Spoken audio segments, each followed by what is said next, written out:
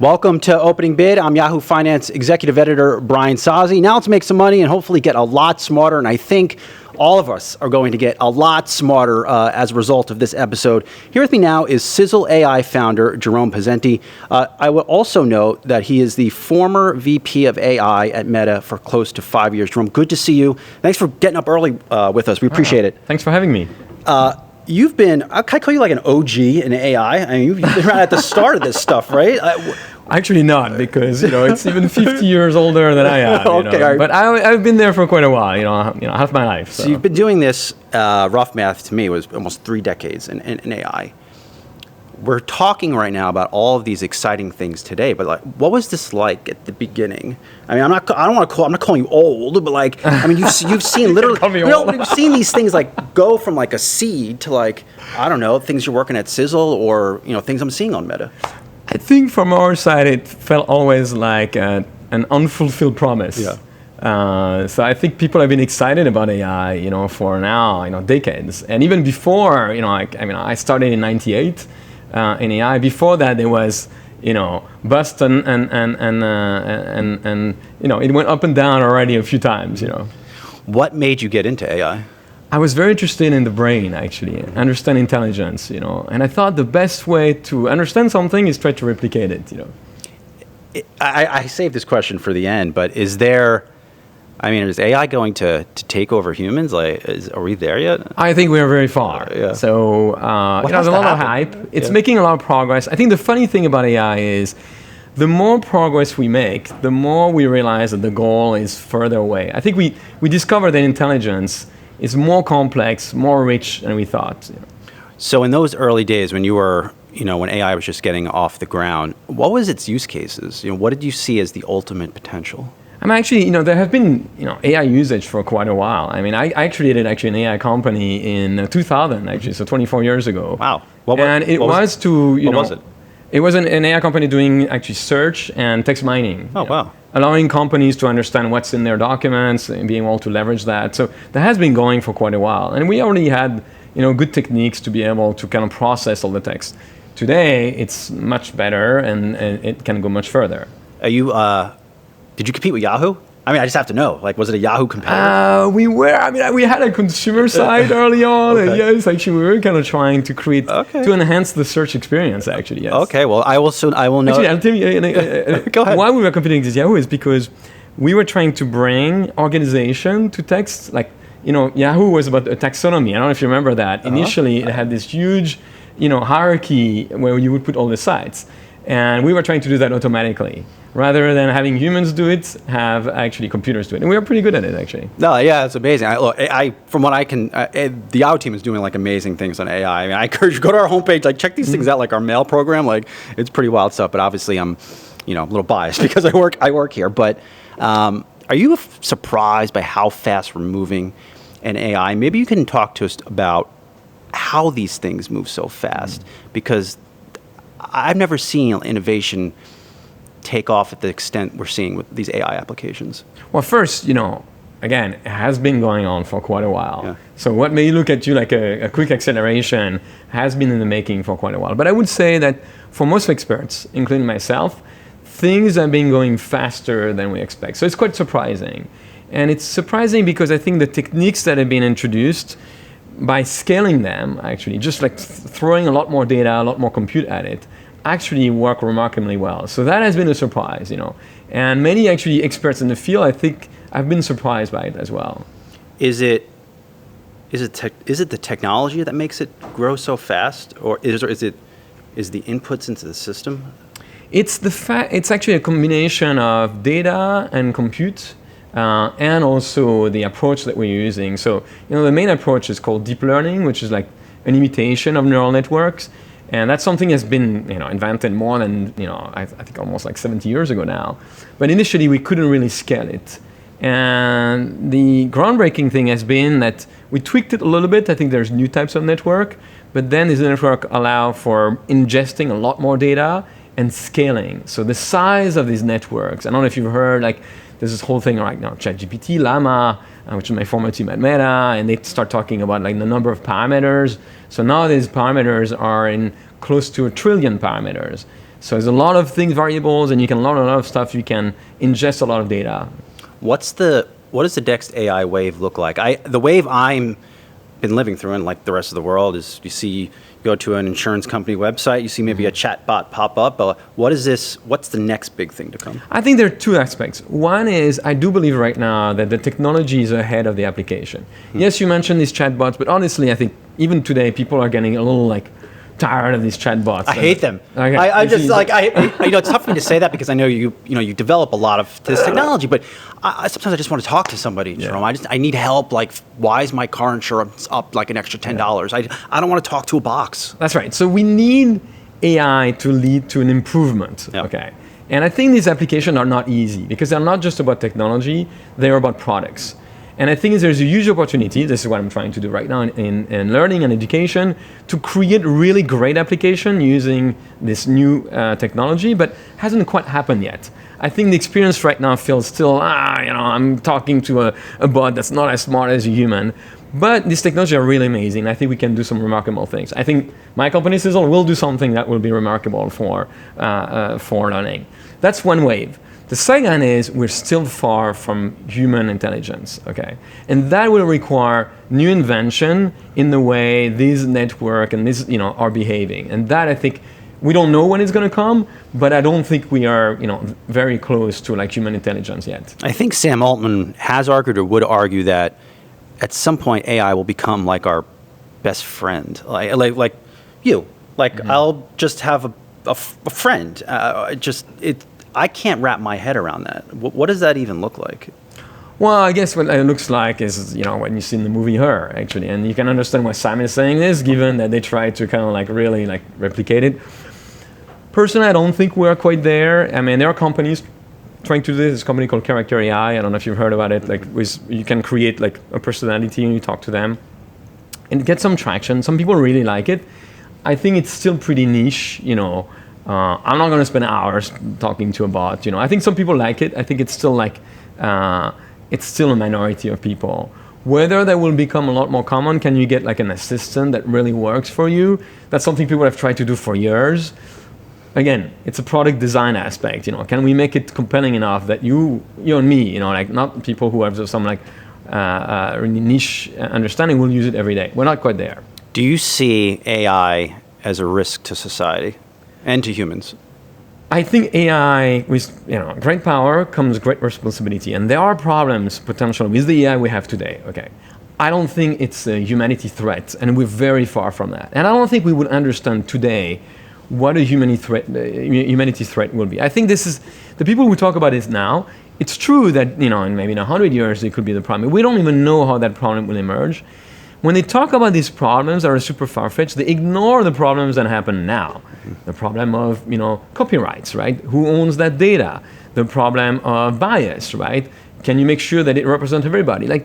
These are actually really problems we have now, and we should focus on that now, because this could, at scale, could become more humanity threatening, but we're not at the point where AI is going to run, all these everybody says we're going to see a world with robots, like RoboCop. Robots, okay. Think of robots. They make me laugh there on robots, because robots is still something that's very far from mainstream. Robots are very hard to do.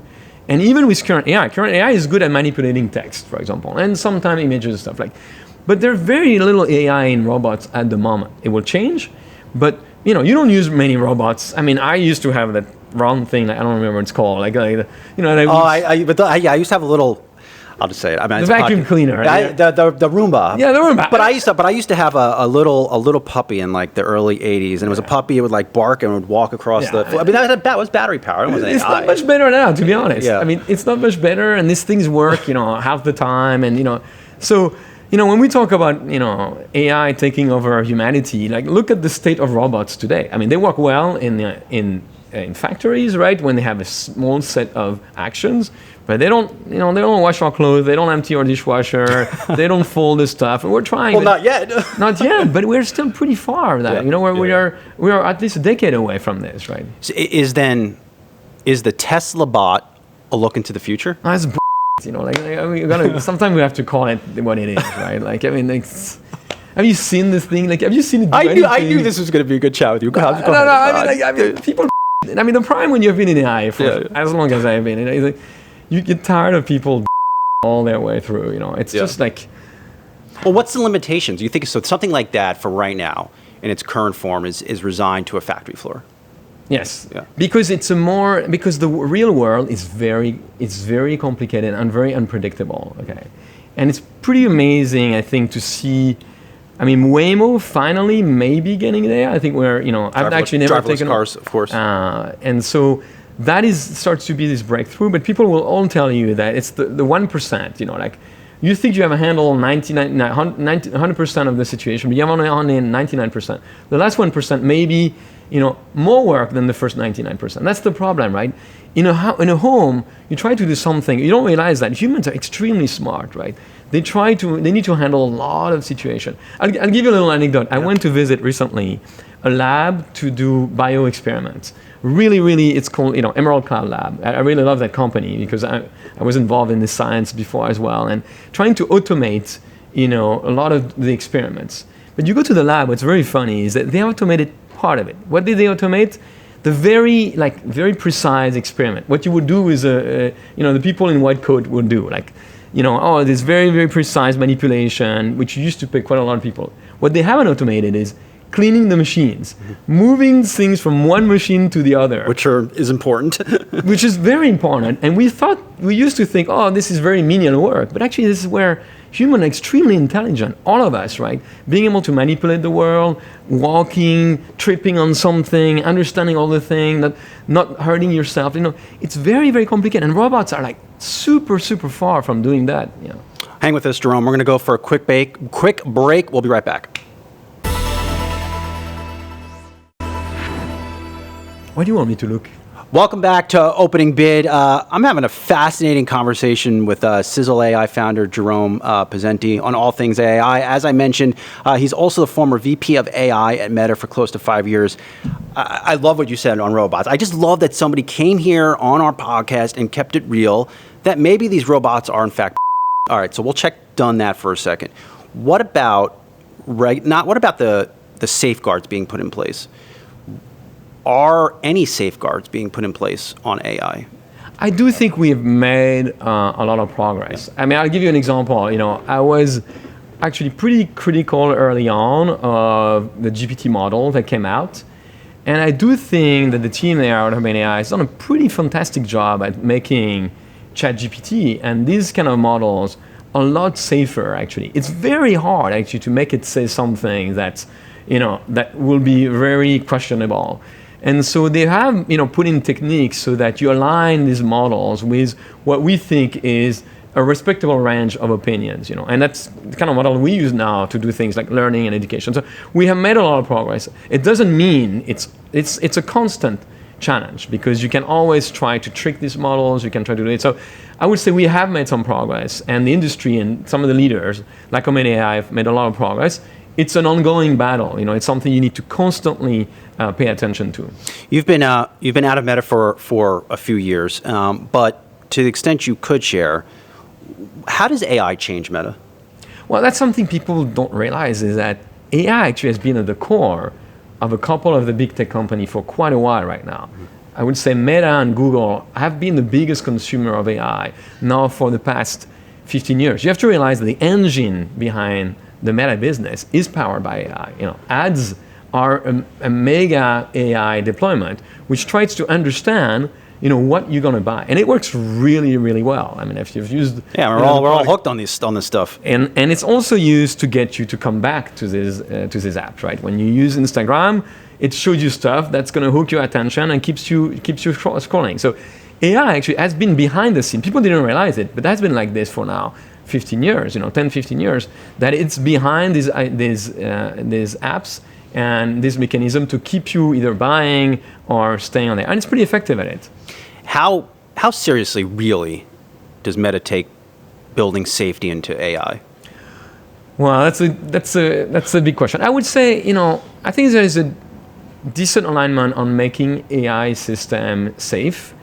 I think what's more complicated is things that are more on the fuzzy side. For example, what's the objective of the AI, let's say, that's in Instagram, right? is it made for you to just keep coming back at it? Is that healthy to do that?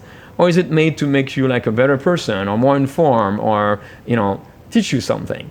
That I think is something where these companies have been a lot more ambivalent, which is they are kind of optimized for profit, and their algorithm they put out there are kind of optimized for that as well. Is there a way to, I'm thinking to this current election cycle, I'm thinking of X, for example, like the AI generated videos out there, but they're all over the place now. I mean, is there a way to prevent stuff like that from popping up on an Instagram or Facebook? It's a tough thing. Actually, something, you talk about security. It's something at my team, for example, Meta, we were doing already almost 7 years ago, which is how do we detect deepfakes, Yeah. It's actually quite complicated. We had to put a system out there, and at the time there were not that many. There's still actually not that many. I think the solution there is going to be a mix of humans and AI. Actually, it sounds, which is you want to label. We're not going to prevent these videos from popping up, but I think something actually Meta I think is going in the right direction, which is label this video. Like if you're going to put a video that's the modified, we'll try to detect it. We may not always. If you put it and you don't label it, then you get a strike against you, right? And if you do it too many times, they'll kick you out of the platform. I just sitting here listening to you, I come away instantly with the view that Meta's moving at a pace on AI that I think would blow some minds. 5 years from now, how will their increased influence on society impact society? Well, I think there are a lot of it still remains to be seen, I would say, how the visible AI will be used. I think they have used, the large language model. My team there at Meta developed Llama. I don't know if you've heard it. It's the model behind Meta AI. How did you, that had to be incredibly tough. How did you do that? Actually, it's not incredibly tough because it's the community developing this model in many ways, because you use the science that's been developed for the past 10 years. And what's tough about it is that now it requires a huge amount of compute. Okay, so you need the company to decide we're going to dedicate tens of thousands of GPUs, which translates into billions of dollars in investment to make these models. You bring up a good point. Can Mark Zuckerberg, can he continue to invest in Reality Labs, making glasses, whatever he's been trying to do there, losing billions, but then also allocate the capital that he needs in this AI arms race? Does he have to make a choice? It's either one or the other. I don't think so. I think he just needs to be a little bit tighter. I think there was, at the time I was there, it was a little too loose, and I think he realized that while I was there. On the expense front? On the expense front, especially on the people front. I think there was too much hiring happening. Because when you double the size of your company, it doesn't double your productivity. Okay, so I think he realized that. I think he's just trying to balance it, and I think it's a pretty good cash machine right now. She's a stock, so I think they can manage it, and I think the Meta bet. People are really short-sighted. They're like, it's not paying out. Yeah, sure, it's a bet for 10, 15 years. And I think it's really remarkable that Meta is investing in something that will take 15, 20 years.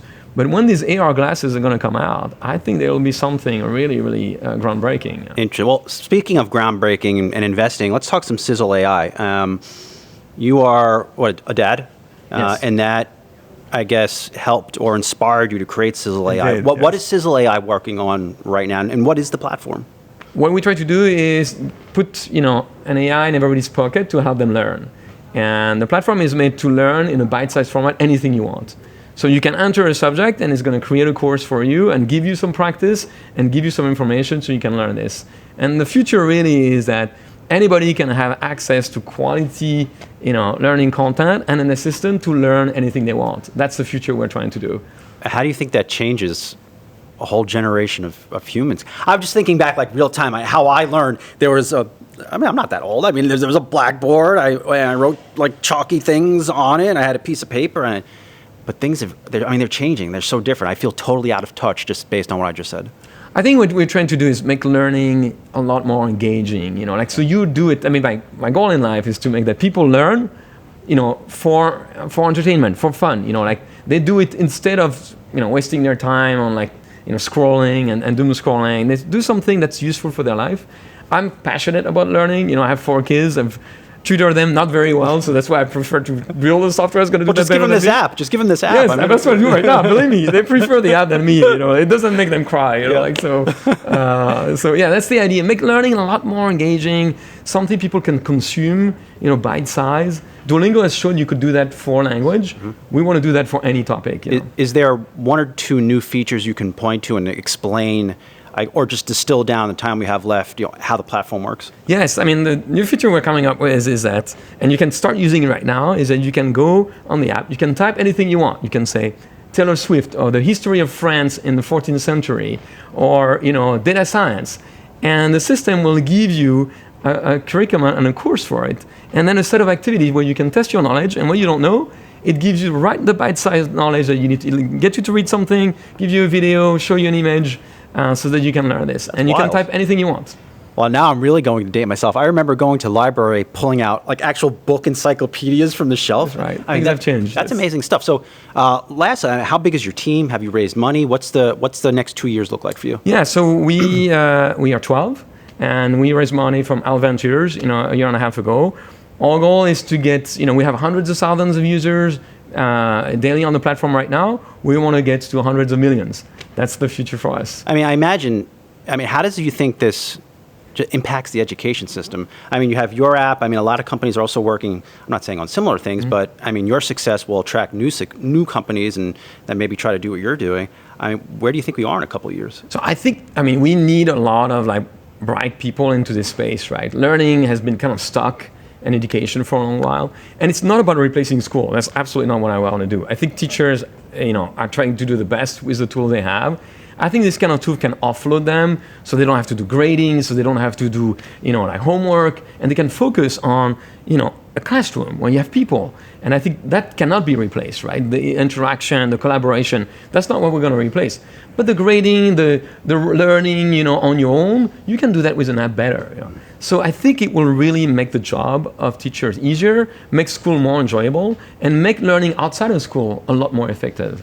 Real quick, how can an aging millennial such as myself learn more about AI? It feels like for the first time in my life, I'm behind on learning a key trend. I mean, of course I know enough to sit here and have a conversation with you and talk to CEOs and CFOs, whatever it is. But I mean, is there something I can do to improve my knowledge? My advice has always been the same on this one. This is why also I talk about a little bit etc. Use it.